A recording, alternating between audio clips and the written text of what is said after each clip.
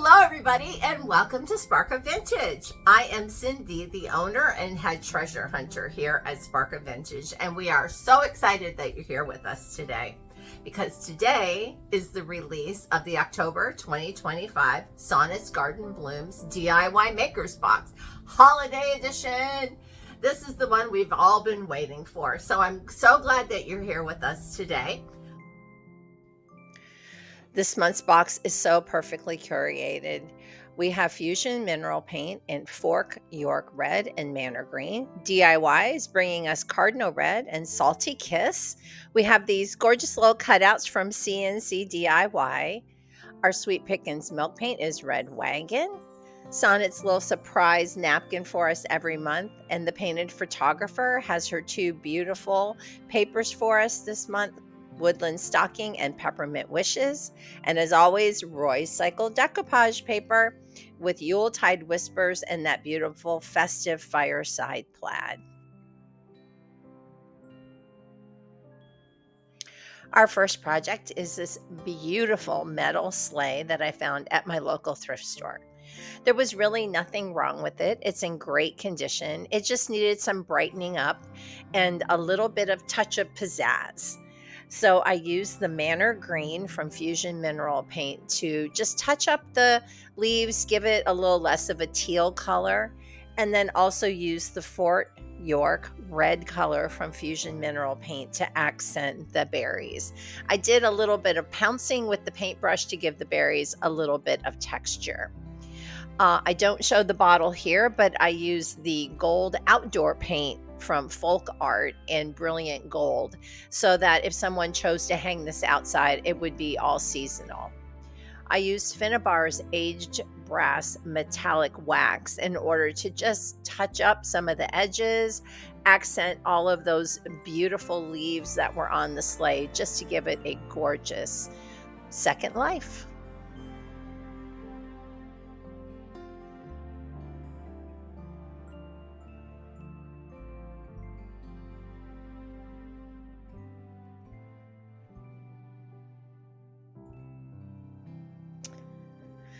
This was such a simple flip. I found this jar that I believe was maybe from the Target dollar spot in the bins. So I just touched up the lid. It is a glass container. It is in the shape of a light bulb or a Christmas light. And I decided to fill it with little random miniature ornaments that I had found in Christmas grab bags, in the Goodwill bins, just different places that they were glass. And I just wanted to find something to do with them. So I've been holding on to them for a little bit. And I thought, what a perfect little jar to stuff these in for a cute little Christmas display. I used the Manor Green paint on this one as well, but I didn't put a sealer on it because I wanted to distress it back a little bit and let some of that gold shine through so it looked a little shabby chic. And I'm really happy with how the whole thing came out.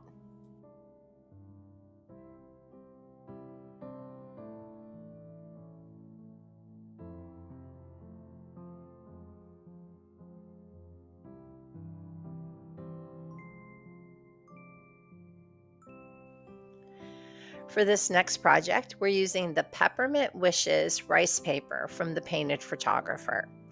Now, I have been holding on to this spectacular sparkling frame all summer because I knew Connie would come out with something fantastic at Christmas that I would be able to use it in. So I didn't want to do too much to the paper. I didn't even paint the background white for the rice paper because I just wanted something to attach it to because the picture was so beautiful on its own that I thought, let me just put a solid background on it and pop it in the frame, and we were ready to go.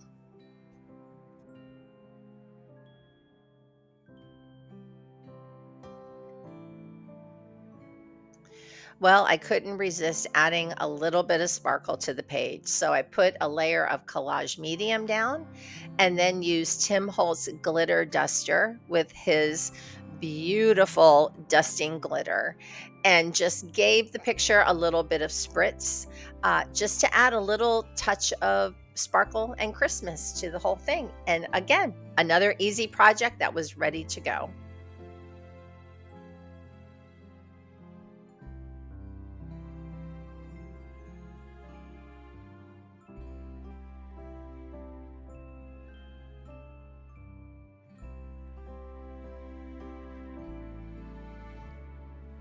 You can subscribe to your own maker's box at sonnetsgardenblooms.com.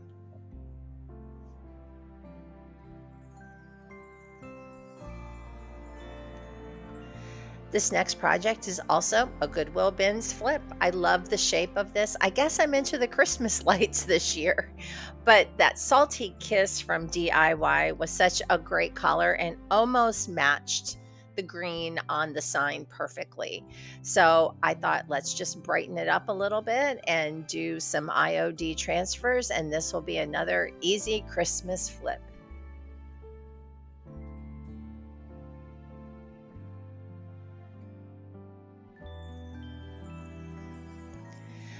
I used IOD transfers from this year's Christmas Traditions collection, as well as some of my leftover transfers from last year, the Kitschy Christmas.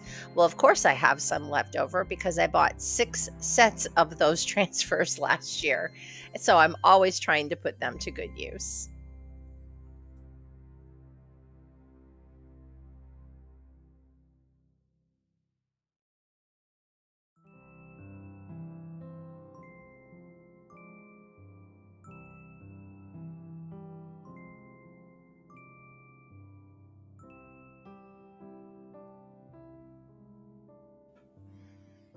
This beautiful vase was another Goodwill Bins find, and I just love the shape of it.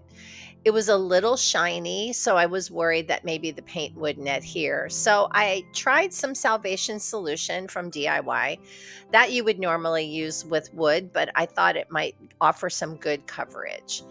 I did put 3 coats of the Manor Green on, and as you can see, I put a little styrofoam ball into the vase and painted it with some Manor Green. Doesn't look great on the surface, but it would add a little bit of depth to the vase. I used the gilded transfers from IOD in order to add a little pop of gold to the front of the vase. Love how that came out. And of course, added my own florals, just popped them in that styrofoam ball, and we were good to go.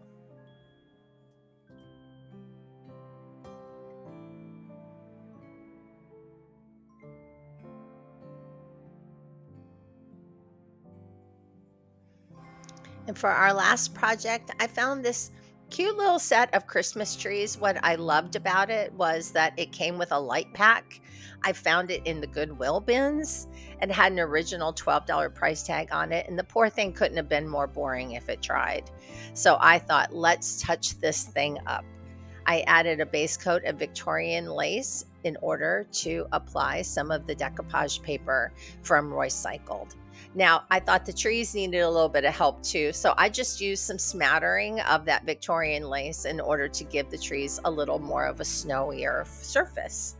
So that festive fireside plaid I thought would be perfect for my Christmas forest. As you can see, there's a little bit of the wording peeking through, but I knew that decoupage paper would cover it. Now, it looks like it might be burned slightly into the wood, but we're going to add some transfers to the front of that and kind of distract the eye. So I wasn't worried about the coverage or the detail. I used my Tim Holtz archival walnut stain in order to just give the base a bit of a distressed look, a little bit of like woodiness and some, I guess, a little bit of dirt look. I wanted to look really rustic. I also used the gilded transfers again from IOD in order to add a pop of gold to the piece, just to give it a nice little subtle um, festive look. Now, with the gold gilded transfers, you have to be a little gentle. So, what I found is in the wording, it's just easier to go ahead and just trace the letters rather than do a lot of aggressive scratching, and the transfers work beautifully.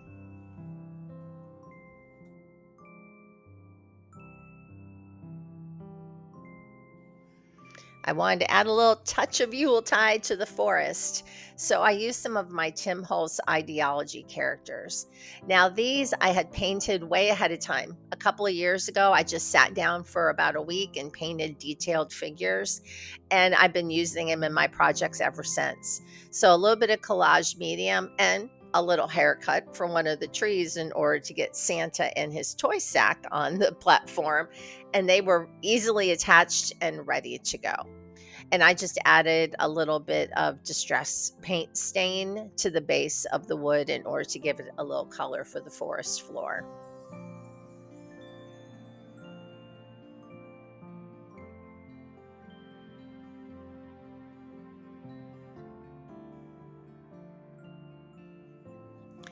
I just attached the battery pack with a little bit of Velcro inside, and that way we could light it up at night. And that's a wrap for the Holiday Makers Box. Thank you again so much for joining me today. I hope you enjoyed the projects, and I hope that you'll follow the makers list in the comments below so that you can see all the other Sonnet's Garden Blooms DIY Makers Box makers and the projects that they've done with the items we received in our box this month.